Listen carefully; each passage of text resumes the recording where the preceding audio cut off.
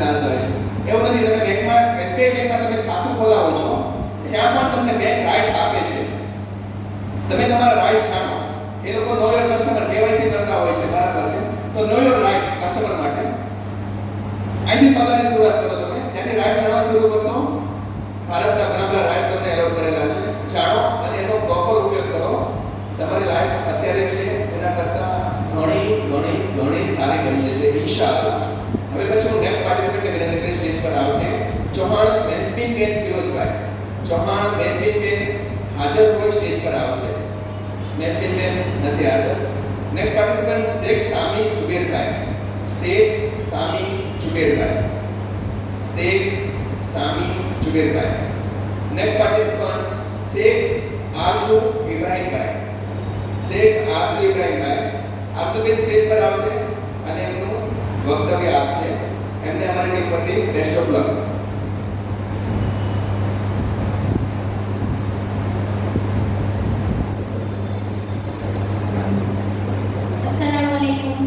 મારું નામ શેખ આરજુ ઇબ્રાહીમભાઈ છે.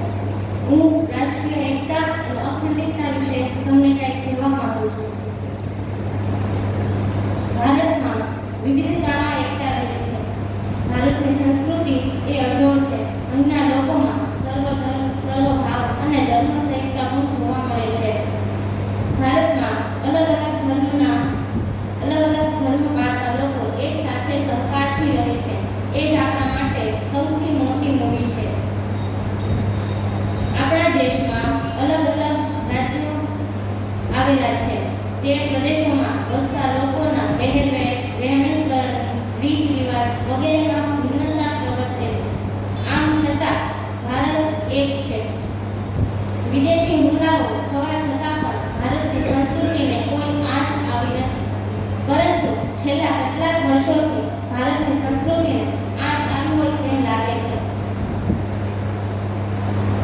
રાજ્યની સીમાઓ, નદીઓના પાણી, ધર્મ કે કોમને નામે થતા વાદ વિવાદો, અલગ અલગ રાજ્યની માંગણીઓ, તે વિદેશી આપણી રાષ્ટ્રીય એકતાને વિઘાત અસર થઈ રહી છે. આમાં શિક્ષણ સંસ્થા તેનું મહત્વનું યોગદાન આપી શકે છે. તે વિદ્યાર્થીઓમાં રાષ્ટ્રીય એકતાની ભાવના ફેલાવવાનું તે મહત્વનું યોગદાન આપી શકે છે.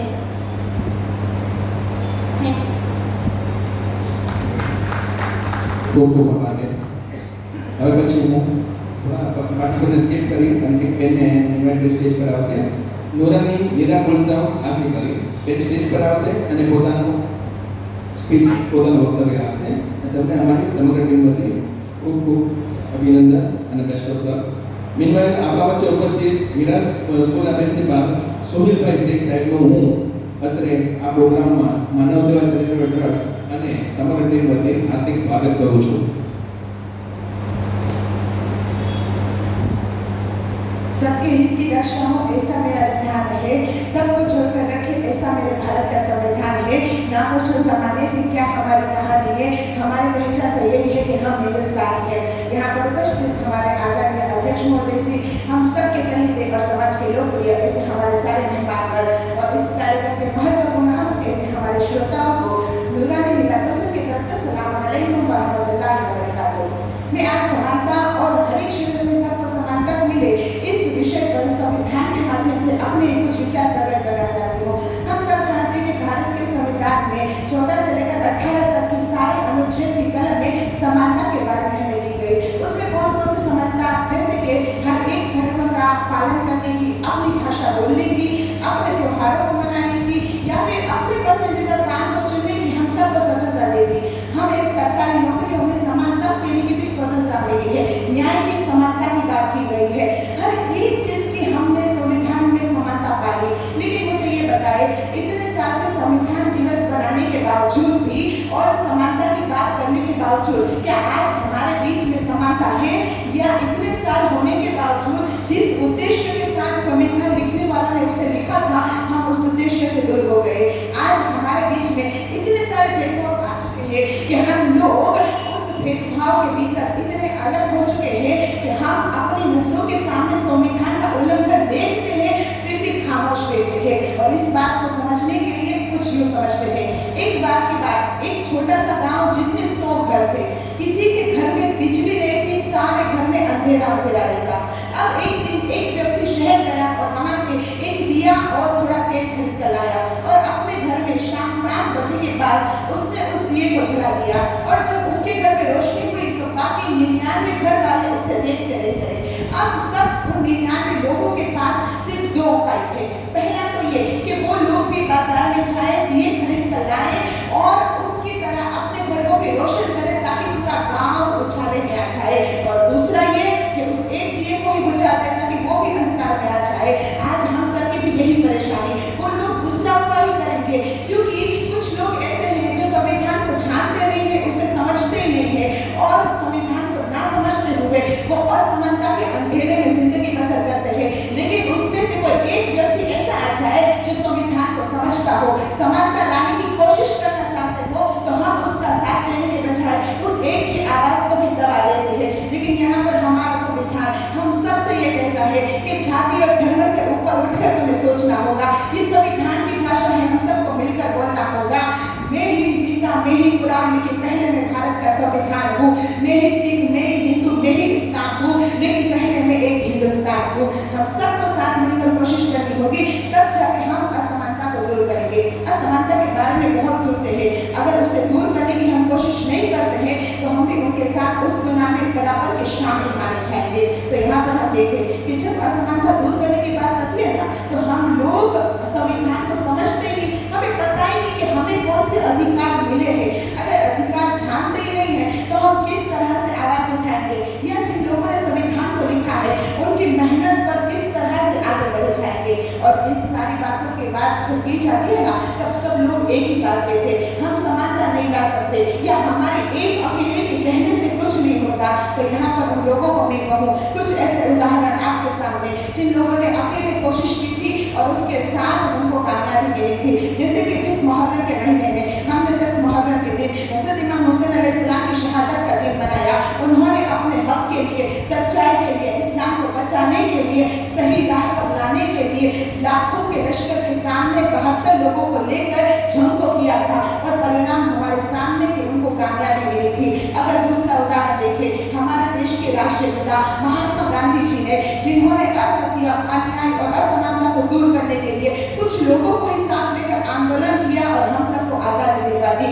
जिस डॉक्टर बाबा साहेब आम्बेडकर को हम इस संविधान के पिता मानते हैं, उसी डॉक्टर बाबा साहेब आम्बेडकर ने जो स्त्रियों को हमेशा अपने समाज का आभूषण समझते थे, जिन्होंने अपनी जिंदगी असमानता रखने वाले उन लोगों के बीच में गुजार दी है, उन्होंने संविधान में हमें समानता दी ताकि जिस तरह उन लोगों ने अन्याय को सहा, हम उस अन्याय को बर्दाश्त न करें। लेकिन उन लोगों की इतनी मेहनत जो संविधान लिखने के पीछे हुई है, हम उसमें उनका साथ नहीं देते। समानता का अधिकार मिल गया, लेकिन अधिकार की मालूमात हमारे पास नहीं है, और अगर किसी के पास मालूमात है भी तो वो अपने देश के लिए कुछ नहीं करना चाहते। हम अपने बारे में सोचते, अपने परिवार के बारे में सोचते, लेकिन यहाँ पर मैं आप सबसे कहूँ, हम अकेले अपना परिवार लेकर नहीं बैठे, ये पूरा हिंदुस्तान हमारा परिवार है। हम सब एक ही मजहब के हैं, एक ही समाज के हैं, हम सब एक है, इसलिए सबके लिए करना होगा। जब हम किसी और के लिए कुछ करेंगे तो हमारा नाम भी अपने आप हो जाएगा। जैसे कि एक छोटी सी घटना आप लोगों को बताऊं। एक बार की बात है, स्वामी विवेकानंद जी एक नदी के किनारे पर बैठे हुए थे। अब एक साधु ने आकर उनसे पूछा, क्या आप ही स्वामी विवेकानंद जी हैं? उन्होंने कहा, हाँ मैं खुद स्वामी विवेकानंद हूँ। उन्होंने कहा साधु ने कि आप यहाँ पर क्यों खड़े हो? स्वामी जी ने जवाब दिया कि मैं यहाँ पर एक नाव के इंतजार में बैठा हूँ, मुझे नदी को पार करना है। जब साधु ने यह सुना तो कहा बस इतनी सी बात, और ये कहकर उन्होंने पानी पर चलना शुरू कर दिया। पानी पर चल के नदी को पार कर दिया, वापस चल के इस ओर आ गए। अब एक बार साधु ने पूछा स्वामी विवेकानंद जी से, क्या आपके पास ऐसा कोई हुनर है? स्वामी जी ने कहा नहीं, मेरे पास ऐसा कोई हुनर नहीं। अब साधु ने बड़े आश्चर्य से कहा, आपके पास ऐसा कोई हुनर नहीं, फिर भी दुनिया आपको याद करती है, आपको पहचानती है, और मेरे पास इतना बड़ा हुनर है, दुनिया मुझे नहीं चाहती, नहीं पहचानती। स्वामी जी ने कुछ नहीं कहा। एक नाव आई, दोनों नाव में बैठे और नदी के उस पार चले गए। वहां पर पहुंचकर स्वामी विवेकानंद जी ने उस नाविक को 1 रुपया दिया, यानी 50 पैसे अपने और 50 पैसे साधु के। और फिर साधु को पूछा कि आप बताइए, पानी पर चलने का ये हुनर सीखने में आपको कितने साल लगाए? वो साधु कहते कि ये काम सीखने में मुझे 15 साल का वक्त लगा। तब स्वामी जी ने कहा मुस्कुरा करके, अगर इन 15 साल में जो काम तू पैसों में कर सकता था, उसे करने के लिए तुमने अपनी जिंदगी के 15 साल दे दिए। अगर 15 साल में से 5 साल भी अपने देश के लिए दिए होते, देश की सेवा की होती, अपने समाज के लिए काम किया होता, तो आज मेरी तरह तुम्हारा भी विश्व में डंका बजता होगा। इसका मतलब ये है, जब हम अपने देश के लिए कुछ करते हैं ना, तो देशवासी हमें याद जरूर करते हैं, वो हमें कभी नहीं भुलाते, जैसे आज हम अपने एक बुजुर्गों को नहीं भुलाते हैं। तो फिर इन सारी बातों को याद रखें। जब संविधान की बात आती है ना, संविधान लिखना इतना आसान नहीं था।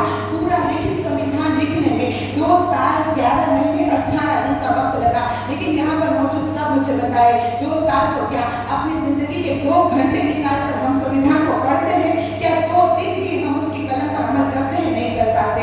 तो अगर हम उन संविधान लिखने वालों की मेहनत को जाया नहीं जाना देना चाहते, तो फिर उनके लिए कुछ काम करें, समानता लाने में सब साथ मिलकर जुट जाए, अपने अधिकारों को जाने, उसका इस्तेमाल करें। अंत में अपनी बात को खत्म करते हुए अपनी लिखी हुई 2 पंक्तियां मैं जरूर कहूंगी कि आज़ादी और संविधान की कीमत हम क्या जाने।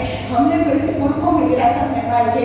आज़ादी और संविधान की कीमत उन लोगों से पूछो जिन्होंने इसकी कीमत चुकाई है। अरे संविधान की कीमत उन माओ से पूछो, कितनी ही माओ ने अपने आप को अपने बेटों के वियोग में जलाया है, तब जाके मेरा ये वतन मुस्कुराया है। तो संविधान को साथ लेकर अपने देश को कुछ ऐसा बनाए कि लहराता पाक हो और मुस्कुराता किसान हो, वो हमारा वतन हम सबकी छान हो, सम्मान ऐसा कि जिससे नारी का उद्धार हो, टेक्नोलॉजी भी ऐसी हो कि अमेरिका भी मांग जाए हमसे उद्धार हो। आप सबने मेरी बात को इतनी ज्यादा गौर से सुना, सबने तवज्जो दी और मानव चैरिटेबल ट्रस्ट आप लोगों ने मुझे यहाँ पर आने का मौका दिया, इसके लिए तहे दिल से शुक्रिया। Thank you.